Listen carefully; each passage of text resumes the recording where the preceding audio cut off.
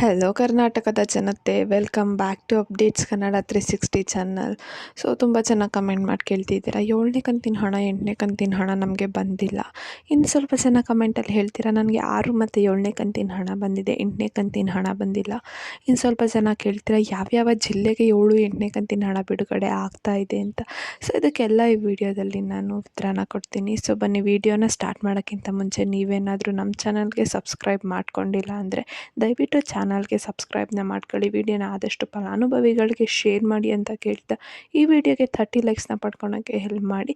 ವಿಡಿಯೋಗೆ ಲೈಕ್ ಕೊಟ್ಬಿಟ್ಟು ವಿಡಿಯೋನ ನೋಡಿ. ಫಸ್ಟ್ ನೋಡೋದಾದರೆ ಆ್ಯಕ್ಚುಲಿ 7ನೇ ಕಂತಿನ ಹಣ 8ನೇ ಕಂತಿನ ಹಣ ಬಿಡುಗಡೆ ಆಗಿದೆ.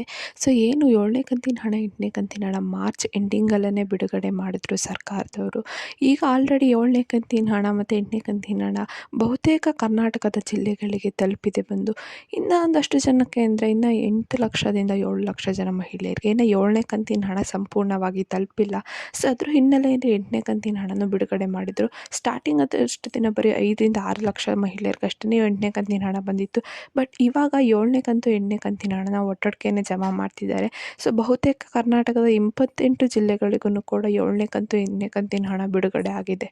ಸೊ ಆ ಯಾವ 28 ಜಿಲ್ಲೆಗಳು ಅಂತ ನೋಡೋದಾದರೆ ಫಸ್ಟು ಬಂದುಬಿಟ್ಟು ಇದು ಬಾಗಲಕೋಟೆ, ಬೆಂಗಳೂರು ನಗರ ಮತ್ತು ಬೆಂಗಳೂರು ಗ್ರಾಮಾಂತರ, ಬೆಳಗಾವಿ ಜಿಲ್ಲೆ, ಬಳ್ಳಾರಿ ಜಿಲ್ಲೆ, ಬೀದರ್, ವಿಜಯನಗರ, ಚಾಮರಾಜನಗರ, ಚಿಕ್ಕಬಳ್ಳಾಪುರ, ಮಂಗಳೂರು, ಚಿತ್ರದುರ್ಗ, ದಕ್ಷಿಣ ಕನ್ನಡ, ಗದಗ, ಕಲಬುರಗಿ, ಹಾವೇರಿ, ಹಾಸನ, ಧಾರವಾಡ, ದಾವಣಗೆರೆ, ದಕ್ಷಿಣ ಕನ್ನಡ ಮತ್ತು ಯಾದಗಿರಿ, ಉಡುಪಿ, ಉತ್ತರ ಕನ್ನಡ, ತುಮಕೂರು, ಶಿವಮೊಗ್ಗ, ರಾಮನಗರ, ರಾಯಚೂರು, ಕೊಡಗು, ಕೋಲಾರ, ಕೊಪ್ಪಳ ಮತ್ತು ಮಂಡ್ಯ, ಮೈಸೂರು.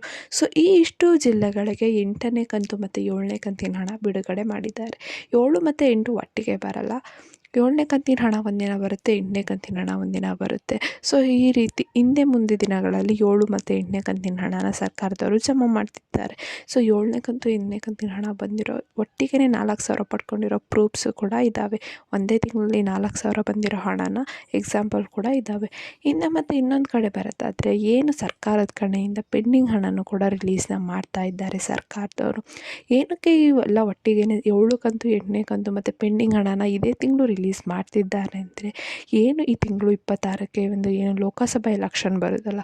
ಸೊ ಇದಕ್ಕಿಂತ ಮುಂಚೆ ಸರ್ಕಾರದವರು ಏನೇನೆಲ್ಲ ಕೆಲಸ ಮಾಡ್ಕೋಬೇಕು ಅದೆಲ್ಲ ಮಾಡ್ಕೊತಾರೆ. ಅಂದರೆ ಪೆಂಡಿಂಗ್ ಹಣ, ಅನ್ನಭಾಗ್ಯ ಹಣ ಇರಲಿ, ಯುವ ನಿಧಿ ಹಣ ಇರಲಿ, ಎಲ್ಲ ಯೋಜನೆ ಹಣನ ಮತ್ತು ಸ್ಕಾಲರ್ಶಿಪ್ಸು, SSB ಸ್ಕಾಲರ್ಶಿಪ್ ಎಲ್ಲ ಹಣನ ರಿಲೀಸ್ ಮಾಡ್ತಾರೆ.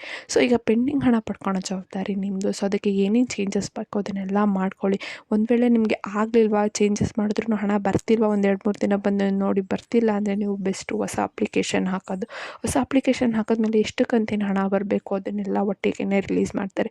ಹೊಸ ಅಪ್ಲಿಕೇಶನ್ ಹಾಕಬೇಕಾದ್ರೆ ನೀವು ಏನೊಂದು ಎಚ್ಚರಿಕೆಯಿಂದ ಹಾಕಬೇಕಂದ್ರೆ, ನೀವು ಹೊಸ ಅಪ್ಲಿಕೇಶನ್ ಹಾಕೋಕ್ಕಿಂತ ಮುಂಚೆ ನೀವು ಪೋಸ್ಟ್ ಆಫೀಸಲ್ಲಿ ಅಕೌಂಟ್ನ ತೆಗೆದುಬಿಟ್ಟು ಅದಕ್ಕೆ ಲಿಂಕ್ ಮಾಡಿಸ್ಬಿಟ್ಟು ನೀವು ಆಮೇಲೆ ಹೊಸ ಅಪ್ಲಿಕೇಶನ್ನ ಹಾಕಬೇಕು. ಅವಾಗಷ್ಟೇ ನಿಮಗೆ ಹಣ ಬರೋ ಗ್ಯಾರಂಟಿನ ಇವಾಗ ಸ್ವತಃ ಲಕ್ಷ್ಮೀ ಹೆಬ್ಬಾಳ್ಕರ್ ಅವರೇ ಕೊಟ್ಟಿದ್ದಾರೆ. ಸೊ ಇಷ್ಟು ಚೇಂಜಸ್ನ ಮಾಡಿಕೊಂಡ್ರೆ ನಿಮಗೆ 8ನೇ ಕಂತಿನ ಹಣ ಜೊತೆ ಪೆಂಡಿಂಗ್ ಹಣನೂ ಬರುತ್ತೆ ಅಂತ ಹೇಳೋಕ್ಕೆ ಇಷ್ಟಪಡ್ತೀನಿ. ಸೊ ಈ ಇನ್ಫಾರ್ಮೇಷನ್ ನಿಮಗೆ ಇಷ್ಟ ಆಯಿತು ಅಂದ್ಕೊತೀನಿ. ಇಷ್ಟ ಆದರೆ ದಯವಿಟ್ಟು ಚಾನಲ್ಗೆ ಸಬ್ಸ್ಕ್ರೈಬ್ನ ಮಾಡಿಕೊಂಡು ಸಪೋರ್ಟ್ನ ಮಾಡಿ. ವಿಡಿಯೋನ ಆದಷ್ಟು ಫಲಾನುಭವಿಗಳಿಗೆ ಶೇರ್ ಮಾಡಿ.